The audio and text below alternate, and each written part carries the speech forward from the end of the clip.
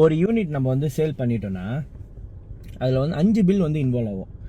தண்ணி bill, current bill, சுக்காய் தானா, சுக்காய் பிந்து, இண்டா water.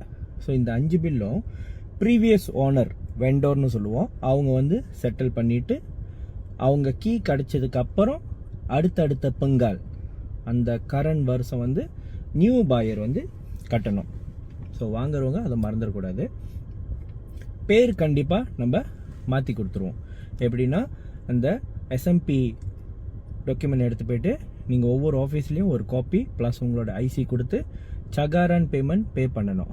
இப்போ இண்டா வாட்டருக்கு, சுக்காய் தானா, சுக்காய் பிந்து, அப்புறம் தண்ணி காசு, கரண்ட் காசு. மோஸ்ட்லி வந்து தண்ணி காசுக்கும் கரண்ட் காசுக்கு மட்டும்தான் சகாரான் இருக்கும். மற்றதுக்கெலாம் வந்து ஆனுவல் பேமெண்ட் தான் நீங்கள் கட்டணும். ஸோ இதெல்லாம் வந்து ஒரு வீடு வாங்குறப்போ உங்களுக்கு தெரியணும். இயர்லி நீங்கள் இந்த 5 பேமெண்ட் வந்து மெயின்டைன் பண்ணிக்கிட்டே வரணும். இல்லைன்னா உங்களுக்கு அந்த நோட்டீஸ் பேமெண்ட், லேவா டெண்டா, ஸோ இதெல்லாம் வந்து வரும்.